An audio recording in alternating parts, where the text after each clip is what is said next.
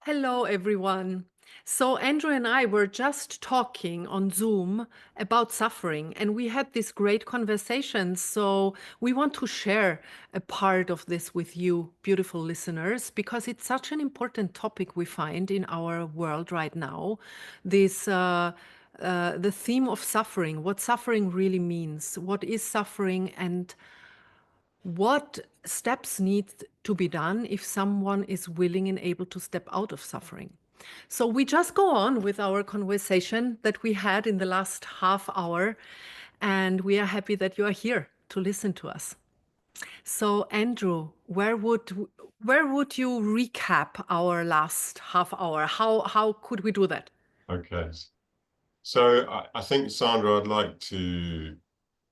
I think a good starting point for me would be to talk about how my idea of suffering has changed over the last kind of 20 years or so. Um, as I've worked and trained as a psychotherapist and as you know, a practicing Buddhist. So Buddhism is very important and has lots of interesting ideas to say about suffering. And also from my experience in life, as an alcoholic, as a someone who was addicted to alcohol for many years. So in the past, my idea of suffering was very much that I'm experiencing something that's really difficult and I don't like it, right? So therefore, I'm suffering. I want to get rid of it. And what's coming to mind now is I used to suffer from an enormous amount of anxiety, especially social anxiety. Okay. So meeting with other people was always something that made my nervous system feel really jittery and, my body used to shake. And for me, that was, oh my God, I'm suffering. That's horrible. I hate it. I need to get rid of it. Okay. And I used to drink to get rid of it, you know? So to get rid of that suffering, what I thought was suffering, I would use a substance to get rid of it. Okay. And that's changed now. I stopped drinking about 16 years ago. Um, And my idea of suffering now is very much if I don't accept what's happening around me, in my body, in my experience, and I feel disconnected from myself, I just feel disconnected from my experience, that's when I feel I'm suffering. I'm not, I'm losing connection with myself. Okay. I'm losing connection with others and with myself or what's around me. Um, so Buddhism teaches that suffering is three things. Firstly, when we don't accept our experience. Secondly, when we try to push something away. It talks about aversion. That's when we push something away. Or when we have an experience, say that we like, and we can't let go of it. You know, the natural order of things is that things change all the time, right? And if we try and cling on to something and won't let go of it, when the natural time is that it changes, it moves on, that's also suffering. Okay, so those ideas really resonate with me now, and they're kind of very central to the way that I try and live my life. And um, yeah, Mm, yeah, thank you so much for sharing also your personal story. Um, You know, I feel that with suffering, sometimes we don't even know that we suffer absolutely. because we are so used to it. We are so used to a state of suffering from early childhood, or if we believe that from past lifetimes, from the collective, because we are not just egoic beings. We are not separated from all the other beings and all the other frequency in this universe, right? Right. And could you talk a little bit about your perspective on suffering when we don't know that we suffer and it comes from Oh, childhood, for example? sure. We talked about this earlier, didn't we? Mm.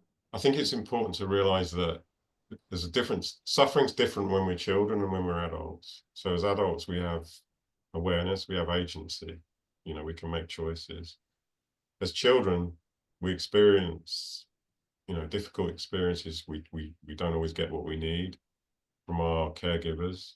We don't always get the love that we need to receive to develop as a whole human being.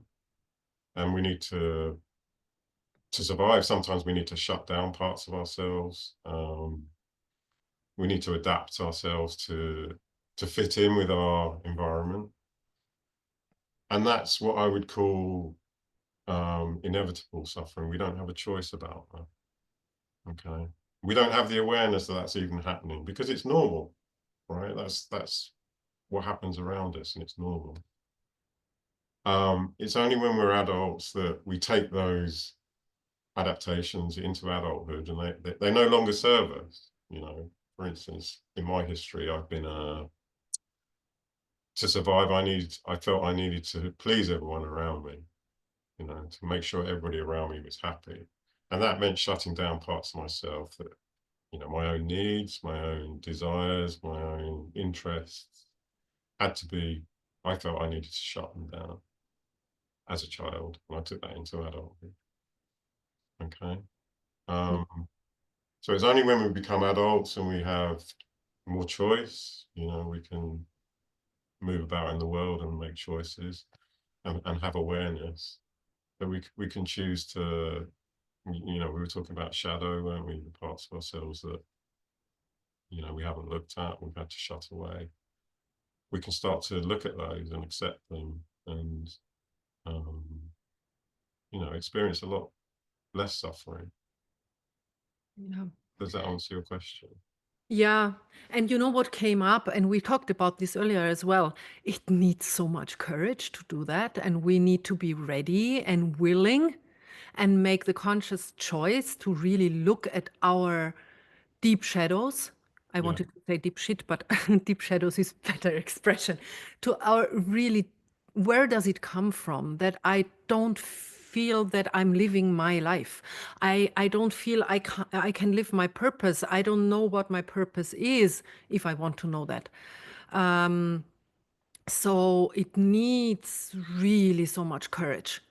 It does need courage because it impacts how we are in the world and our relationships with other people, and you know can be challenged as we move through life. And we can friendships that we already have can be affected as we start to look at our shadow.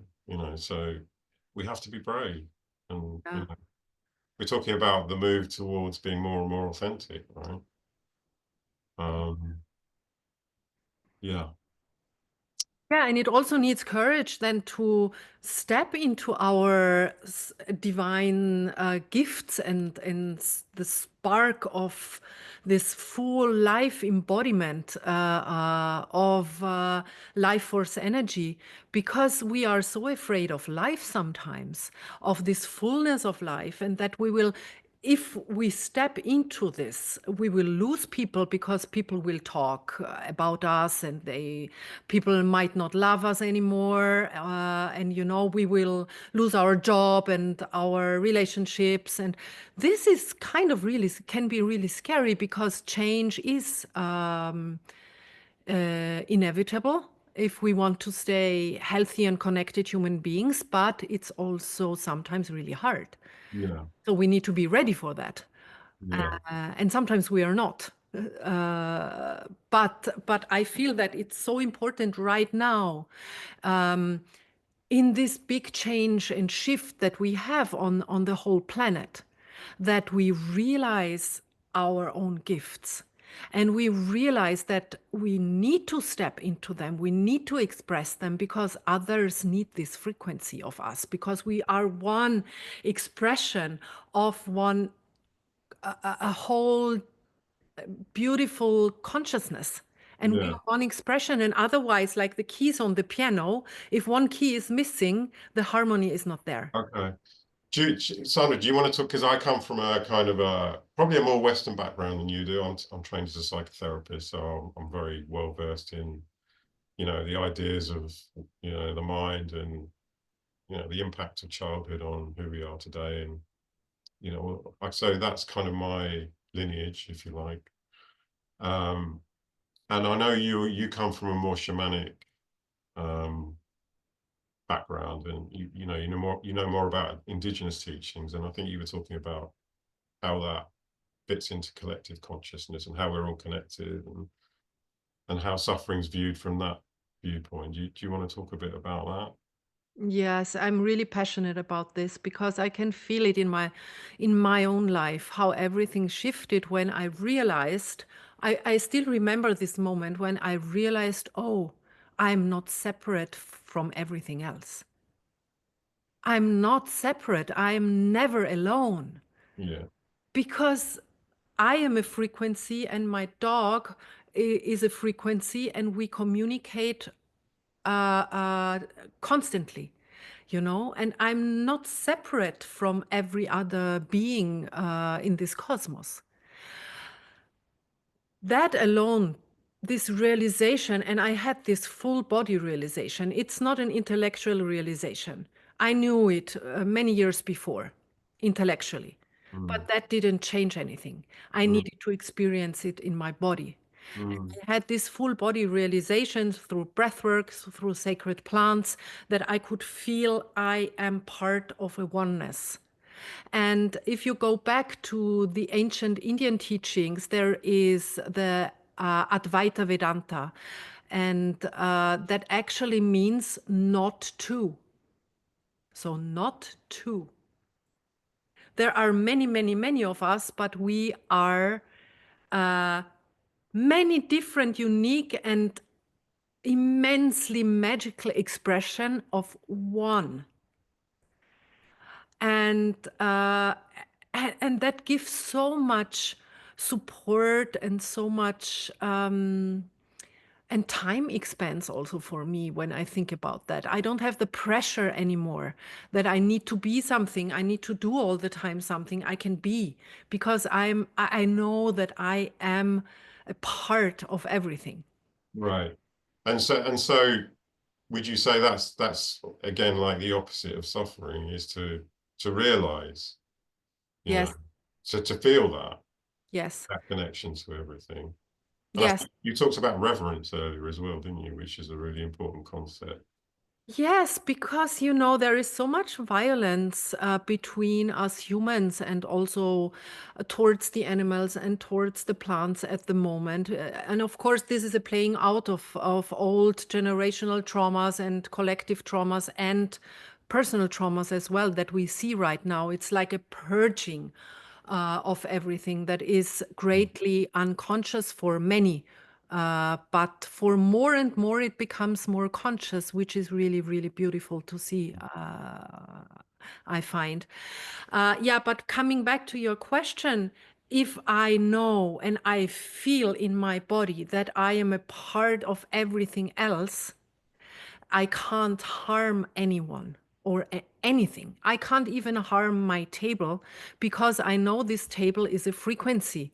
And if I harm this table, I'm harming myself or a plant or another human being or an animal. Uh, and that is a realization. And this is my deepest, deepest wish for everyone to experience this actually. Because then, when I know I am part of everything, I have a deep respect of all of life. Yeah, And I can't harm anyone anymore. yeah. And and if I do so, I know that it comes from an unhealed part of myself or generation or you know ancestral stuff that is still unhealed inside of me. Or I feel the collective so much that I react on it. But I become in my own life, I feel that I become more and more conscious about reactions or how do I answer to a certain situation? Do I take a breath before I answer, or do I react and harm someone Mm, and therefore harm myself as well? yeah. So, So, like to recap that a little bit? go on. Go on. No, would you like to recap it maybe in your own words? Well, I'm hearing that for you, suffering is, or relieving suffering, or the idea of suffering is realizing, is seeing something that's true. Is that we're not these individual egos just wandering around, which is kind of how the Western society is set up, right? Yeah. That's what we see in our, the structures of that we've created for ourselves. The idea that we need to go and get things for ourselves, and we need to survive, and we need to be tough, and we need to everything's the emphasis seems to be on individual achievement. And what you're saying is actually the way to individual joy, happiness, is through realizing that we're part of a collective. you know we're not just doing something for ourselves. We you know um yeah. Should Yeah. I wonder if we should talk a little bit about the Freedom Tribe and what the work that we offer in the Freedom Tribe space, and how that would help relieve suffering, not just for ourselves, but for everyone. Yeah. Good question. The Freedom Tribe is called tribe for a reason, exactly for the Mm, reason that we are talking about, because we heal not on our own. We heal in community. We heal when we are witnessed by someone else. And like you were talking before we went on the recording, you were talking about a moment in your life where you were witnessed, and through the witnessing, you could heal a part of yourself, right? yeah. Yeah, I'm trained as a specific type of psychotherapist, which is a relational therapist. Okay, so it's about forming a relationship with somebody else. It's not just about somebody coming into awareness about difficult experiences. It's about somebody being able to re-experience that experience, but in relationship with somebody else. So the importance of, the healing comes from two people being together. So I guess just expanding that a bit in the Freedom Tribe, it's about a coming together of people, of plants, of animals. My dog's sitting in the background here with us, witnessing. Mine is here. You've got your dog there. Um, yeah, it's a coming together of all this consciousness, isn't it? Yes. So the Freedom Tribe, I would like actually to expand um, also towards the plants and towards the animals, as you said, because a tribe in an old traditional way is a tribe together with all living beings and with all beings. So I'm sipping my cacao right now, and I feel that cacao is part of our community right here, Yeah, right now. yeah, So um, yeah, Andrew, um, actually, through breathwork, I had my first experience of non duality and not two, like I said before. Like the Advaita Vedanta says it, or many indigenous tribes also practice expanded states of consciousness, which means that we step out of our day to day conditioned thinking mind, where we need to do something, we need to go to our job, we need to earn yeah. money, we need to pay bills, This is the individual kind of way we're set up, as our society's set up, right? Everything. Yeah. How There's all are this cognitive thinking. I need to go to my job. I need to look at this spreadsheet. I need to, do all this stuff. Yeah. And so we need expansion in order to step into our true being, because we are much more than our day-to-day lives, where we all need to do that, to go to the supermarket and to pay bills and everything. That's We all need to do that, but we are so much more in connection to other human beings, to animals, to plants. We can experience that because uh, the pathways are forming between us. The energetic pathways are there, and the permission is there to be seen and to be heard and to be witnessed as beautiful, magical, divine being Mm. that we all are. mm, And that is so important. And you mentioned that also before, that being witnessed in your pain was actually healing for you. mm. And I would like to ask you something now. What is the difference between pain and suffering for But you? the difference between pain and suffering is, um,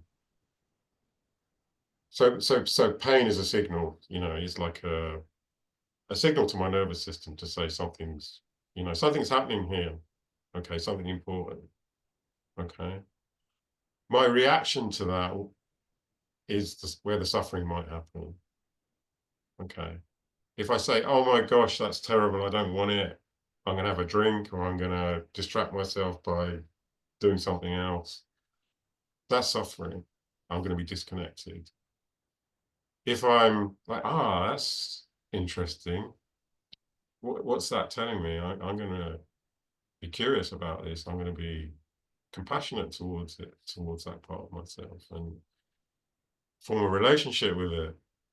That's the opposite of suffering. That's acceptance. That's moving towards wholeness.